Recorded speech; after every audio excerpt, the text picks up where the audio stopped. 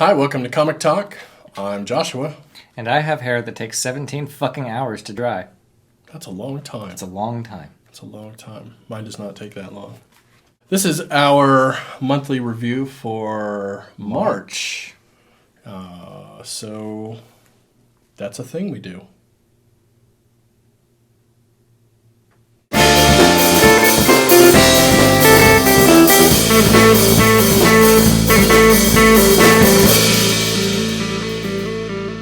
This episode brought to you by the good folks at Sidekick, because all the best heroes have a sidekick. Yeah, I guess so. So this is for March. This is our pull list monthly review. We've got 6 titles this month that we're going to talk about in our top, and 2 Two in the bottom. 2 in the bottom. We're slowly weeding out all the ones that we just really don't enjoy. So going forward, this is going to get harder and harder, isn't it? Yeah. Yeah, it keeps getting more difficult. Talent So search. in our top list, we have Dreaming Eagles, Power Man and Iron Fist, Sheriff of Babylon, Bloodshot Annual, Division, and Descender. Cool. So let's start off, I suppose, talking about the one that just happens to be on the top of the pile.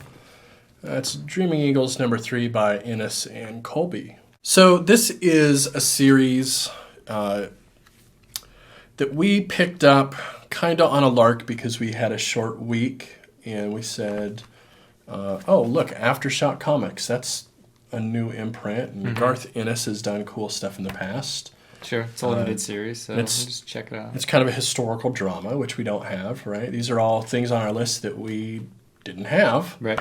So we picked it up to see what we think of it, and it has continuously kicked ass, right? Yeah, every month. It's been great. It's almost to the point where I'm like running out of good shit to say about it. I know. Like, it's that kind of book. Me too. And the one thing about this book, though, is it's very heavily serialized. Or is it the other way around? Yes, it's heavily serious. Heavily serialized, right. Like you can't... I suppose you could try to pick this up at issue number 3, but I wouldn't recommend doing that. No. It's a limited series. It's even got it on the title or on the cover. It says number 3 of 6, and it really needs to be read from start to finish. This is going to make a really good trade. So, right off the bat, one of the main things I would say to anybody watching this that goes, "Oh, really? That's a top? Like maybe I should check it out." Yeah. Like, if they don't have like all of it at your comic shop, just wait and get the trade. Like Yeah, if this you're is not going on to the be boat already, you might want to wait for the next one. yeah, this is going to be a good trade wait for you. But I would highly recommend trade waiting this one. Pick it up when it's For all sure. there.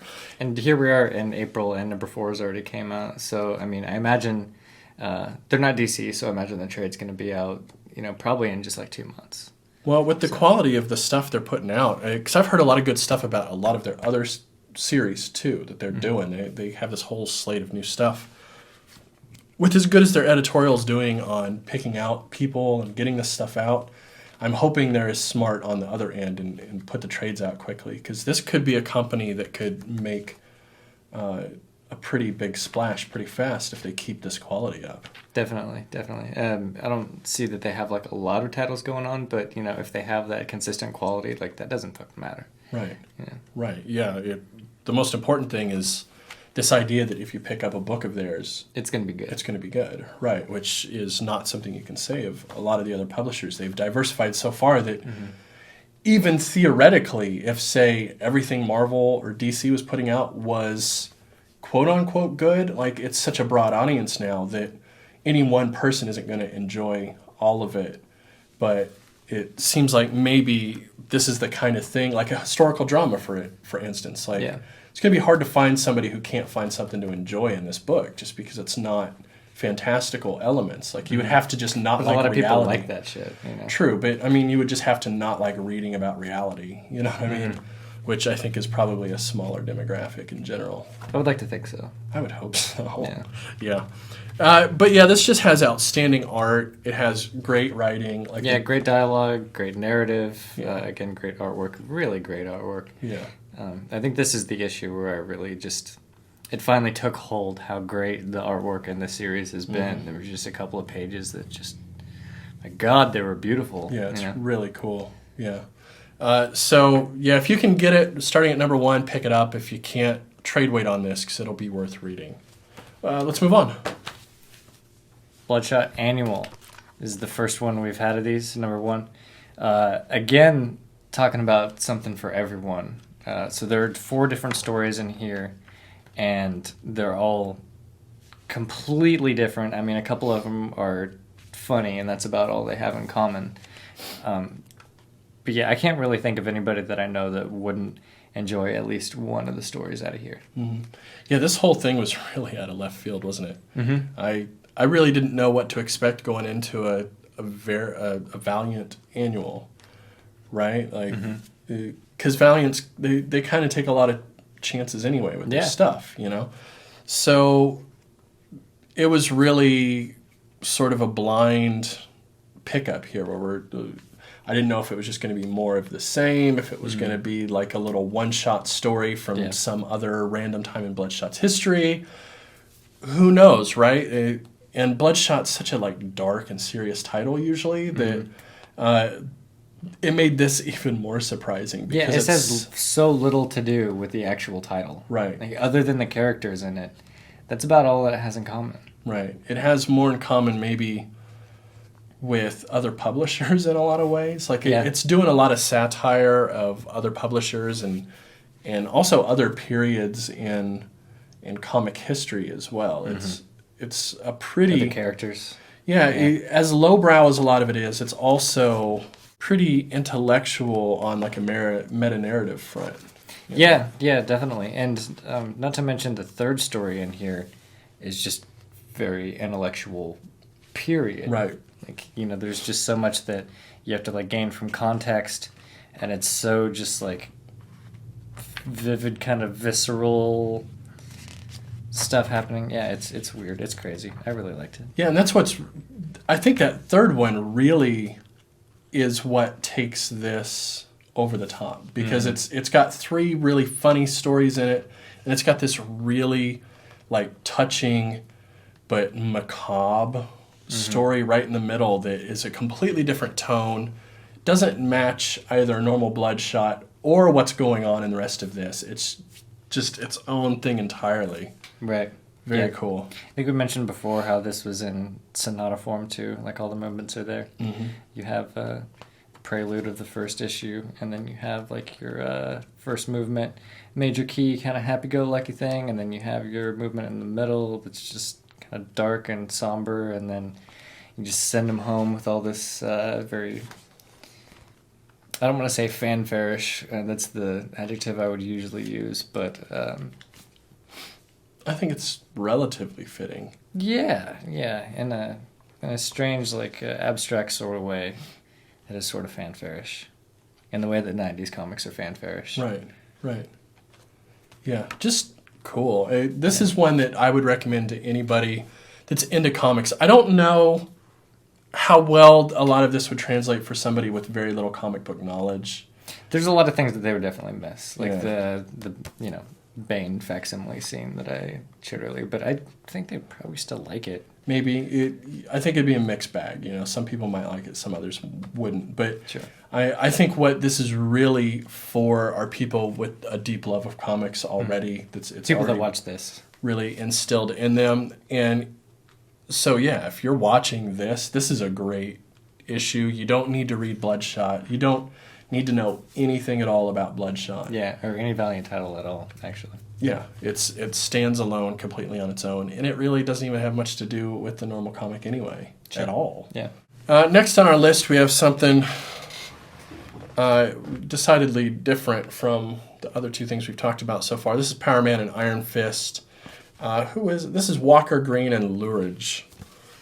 And this one, this is kind of more of what I consider like the Neo Marvel, what's been going on there, where it's taking the continuity and the stuff that we love about Marvel characters, but it's going ahead and pushing them forward and doing new fun stuff. And like it doesn't have that editorial weight to it that we have on the other side with the DC stuff, which is why I think what really makes this pop is it feels like the guys creating this book had an idea and they just let them do it. Mm-hmm. You know what I mean?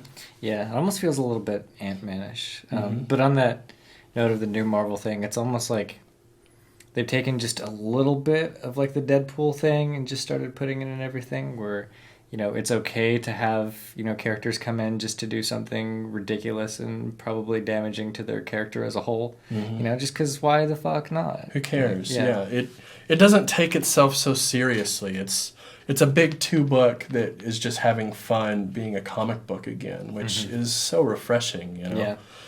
And it's fitting because, you know, Iron Fist is just having so much fun being Iron Fist. Yeah, and the characters are so much fun. They've really taken the essence of these two guys and put them in kind of a new situation, which allows us to kind of see the characters get played with in new ways. Not to mention their relationship dynamic, which is fantastic. Yeah. Yeah, it's a great like buddy cop drama or buddy cop like comedy, but just set as superheroes. It's great. I'm really enjoying this series quite a bit. I was hoping I would because these are two of my favorite Marvel characters, but I don't feel like that's why I like it. I don't feel like it's a fanboy like, oh, it's Luke Cage and Iron Fist. It's just good. Yeah, I don't really have any attachment to either of these, and I super like it. So, yeah, it's good. Yeah, it's just goofy and fun. This one I would recommend to people even if they don't like comics. I would too. I think this would be a great entry into comic books for a lot of people. For anybody, I think anybody that's loved like the funnier Marvel movies would definitely like jump right into this and get it and understand it, you know? Yeah, I mean, on one side, it's not the book that you give to somebody that is convinced that every comic book is people in capes punching each other. Right. Like, you know, this isn't your sell in the opposite direction, but, you know, if somebody's, again, into the funny Marvel movies and stuff, and they like Paul Rudd and shit, go for it. Yeah, this is the one. This is the Marvel Cinematic Universe if the Marvel Cinematic Universe was better, right? Yeah. Pretty much. Again, I feel that way about Ant-Man sometimes, too. I do, too, yeah. So next, we have Vision, which I'm pretty sure has been on our top, like, every issue since it's come out. Yeah. Every time, yeah. And this one's absolutely no exception. Like, there's just so... I can't even begin to talk about it. Like, it's just so deep. I mean, I guess I already did talk about it, but, I mean, reflecting on the series as a whole, like, there's just so many things to love, and there's so many fresh perspectives and unique perspectives and takes on things that are just absolutely brilliant and fitting and just... What else can you say? Yeah, I mean, this falls right into all of the best science fiction. This is Philip K. Dick territory. This is Isaac Asimov, right? This isn't... Like, you can't compare Tom King's The Vision to, like, Marvel comics generally. No. It's not an appropriate comparison. The appropriate comparison is to all of the science fiction literary greats, right? That's really much more where this is going. And this is dealing with a lot of the things that a lot of those science fiction writers have dealt with over the years. The Blade Runners and the Android's Dream of Electric Sheep and all of these iRobot, these concepts of using science fiction and androids to really dissect what it means to be human and what the human condition is. It's just like a vessel in to talk about humanity from an outside perspective, so you can look at humanity without seeing yourself, right? Right. And it's a perfect vessel for it. I mean, I think it's 100% due to Tom King just knowing how to orchestrate it and everything, but like this whole android experience and trying to learn what humans are and everything, because it comes from the perspective of the Vision, it's just so perfect. Like, I love it, you know? Yeah, it's a beautifully written book. This is, without a doubt, the best thing from the all-new, all-different Marvel. Period. Yeah. And will absolutely, I guarantee it, go down as, like, one of the big books from this, like, era. This is one of the big game changers, I think. Mm-hmm. I think people are going to be looking at this for a long time down the road. Definitely. I mean, Marvel was so taken with this series that they put this whole book in like the back of another book. I think it was like the second issue or the first issue or something like that. Yeah. Right, yeah, they put Vision #1 in the back of like Amazing Spider-Man. Yeah. Because they knew everybody would be reading Amazing Spider-Man and give them a chance to read the Vision, because the Vision is just that good. This is that good of a book. So if the company has that much faith into it to, I mean, literally lose money by just printing it in the back of another book that they know is going to sell well, you should probably give it a shot. Yeah, if you're not reading the Vision by now, you've really fucked up. But, you know, it's 6 just came out, so anytime now we'll start seeing the trade. If you're missing this, get that trade when it comes out. Absolutely. Yeah, the day it comes out. Yeah. Get it hardcover because you'll want it. Yeah, you got to read this. All right, well, let's stick with Tom King then, just because he's a badass. Here's The Sheriff of Babylon. This is also on our top. This is a Vertigo title by him and Gerrits. So this title, we've liked it from the start, and I think every issue, again, has been in our top. Maybe not the first issue. I'm not sure if it made our top or not. I think it might have. It might have, but I remember talking about it twice. It was pretty confusing, and I think that's an okay thing in this book, because this is like somewhere between like a detective mystery and a Western, but set in the Middle East during the Iraq War. So and we have so many moving parts, but Tom King, being a CIA guy, having spent a lot of time dealing with this stuff, he knows it, he understands it, and he's writing really compelling characters here too. Yeah. I mentioned before how I felt this was almost like a culture study for me. Like, I'd learned things about Middle East culture. Like, I opened it, and then there's a sweet origin story of, like, this girl's name, and then just the way that people speak to each other, and their method of, like, polite rudeness, because every culture has one. And, what was the other thing? How they, like, kind of try to impart wisdom on each other and stuff. Right. And there's just, I'm learning, like, so much from this title. It's amazing. Yeah, it's a really great title, and it's the twists and turns that it takes are constantly like awesome, but they don't feel unearned. Like, every twist and turn that comes feels earned through what you've learned so far. It's never this Christopher Nolan sort of twist where it's just, oh, by the way, that was false. Yeah. Right? Like, we tricked you because we didn't tell you important information. Like, it's not that kind of twists and turns. It's very carefully crafted narratives that make sense as you read through it. And you feel like you're always learning more, not having a rug pulled out from underneath you. Sure. Yeah, we do get, I think there was like 2 or 3 different twists in this one issue. Right. And they were all just like super powerful. Right. You know, like, every time I read one, I would just put the book down and be like, oh, fuck. Yeah. You know, and then pick it back up again because it's so compelling that you have to finish it. But, Right. And the characters are just so strong. Tom King is really, I think he's the best thing in especially mainstream comics right now. Yeah, he's definitely my favorite, like, newish writer. Like, Yeah. I don't think he's been around that long, but everything we picked up of his has just been consistently, like, head and shoulders above 99% of the other shit out there. So yeah. And this guy's going to start writing Batman. Yeah. So that's super cool. That. All right. Is this the last top one? This is. The last top one we got is Descender number 11. This is another one that not every issue has been on our top, but it's pretty consistently been there.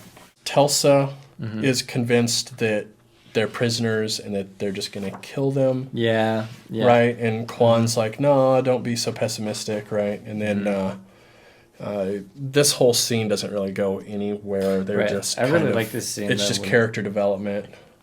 He meets, like, the future hipster, and she's talking about how killing machines is, like, still murder and a life is a life and stuff. And really, again, I think we have, like, a few titles really that are really questioning, what is life, and when does a machine become like a life worth regarding as a life in the same way we regard our own. Right. Well, I mean, that's a pretty classic theme with sci-fi. Anytime we start getting into artificial intelligence and science fiction, it tends to get into that territory. Yeah, so and I we think definitely get more of that here. Yeah, and a lot of the point of it of just Tim 21, like the effort to make you regard him as like the kid brother type thing, and just really feel for him regardless of the fact that he is a machine. I think this title is like very successful in that way.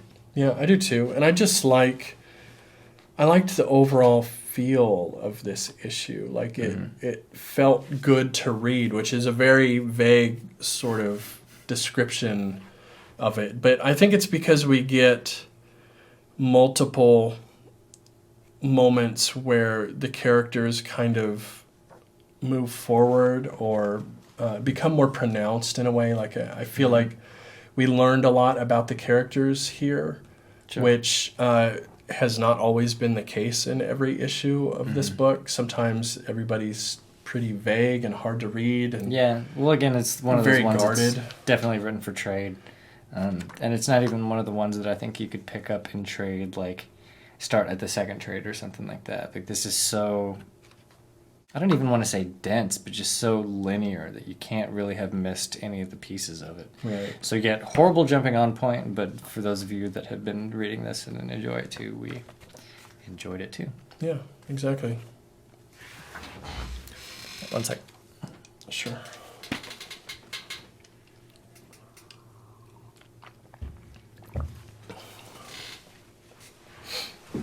All right, so this month we only had really 2 issues that we felt... we had issues with. Yeah, that just weren't quite what we were hoping they would be. And maybe not too surprisingly, they're both new things, right? Because we've been doing this show now for, nearly a year. Our poll list is pretty well pruned, but when you try some things out, not everything is going to be a hit, right? And that's why you try new things, to see what you like and don't like. So the first one of those that I think we both kind of agreed on. I was not here for the episode when we did this. The initial reading. Right. But I went back and I did read everything from this month. So the first one that we both kind of agreed on didn't really hit as hard as we had hoped was what The Adventures of Archer and Armstrong, right? Mm-hmm. And I think there was a multitude of reasons why this one doesn't quite hit. What would you say about this one? Generally, it just doesn't feel that strong. I mean, there's not really anything outstanding about it. It's just sort of, at par in like all the categories, but there's nothing really special about it, and it's kind of goofy and. Yeah, I felt like the tone was really inconsistent, first of all. At some moments it feels very light and fun, and other moments seem like they're supposed to hit a little harder, but they don't really. They just don't because of the overall tone. It's set up to be so kooky, right, that when you have a big moment, it just kind of falls flat. Also, it just kind of dragged on for me. I got tired of reading it. Yeah. By the end, I was just hoping, that I would turn the page and it would be the last one, which is usually not a good sign for a book, Yeah, and it's weird because I've heard good things about the original title for this. I've heard it's really good, but I mean, if it's anything like this one, I don't really know. It's not anything like this one. Okay. It's decidedly different tone. And I think the other problem with this is, as you and Christina were talking about, it just doesn't... It doesn't do a good job of setting up these characters to understand who they are and why they're together and what sort of relationship they have. Even why you should care about them. Right. And, I like that it doesn't try to give you an origin story, but you need to pepper in here why they care about each other. Why does he call him sir? And why are they friends? And why is he helping him?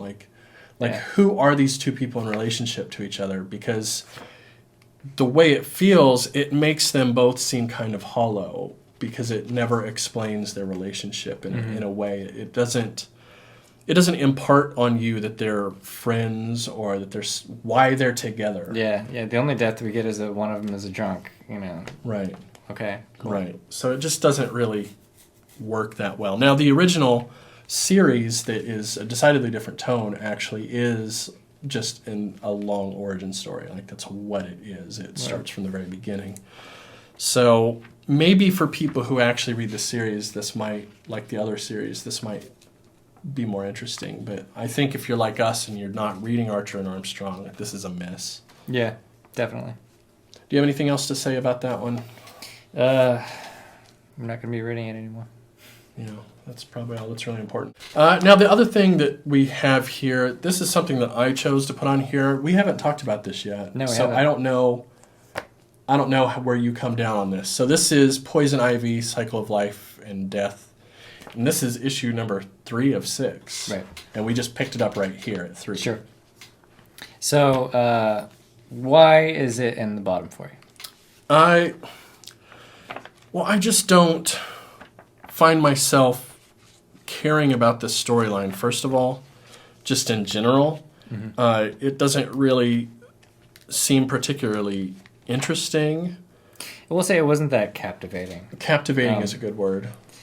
But I do find it sort of interesting enough that I would kind of like to read it for another issue. Okay. I mean, it wasn't terrible. I mean, I kind of like the art in it, and there was some good dialogue, and I'm still up in the air about what actual sort of character they're giving her in this book, which I thought was like really clever. I mean, we don't usually get books about villains, let alone villainesses, and when we do, they become tweeners. But she doesn't even like seem like a tweener so far. So, I mean, just for that little bit of character study, I thought it was interesting enough to want to read again. That's fair. I mean, I didn't hate it, so it's not something that I would be like upset about reading more of.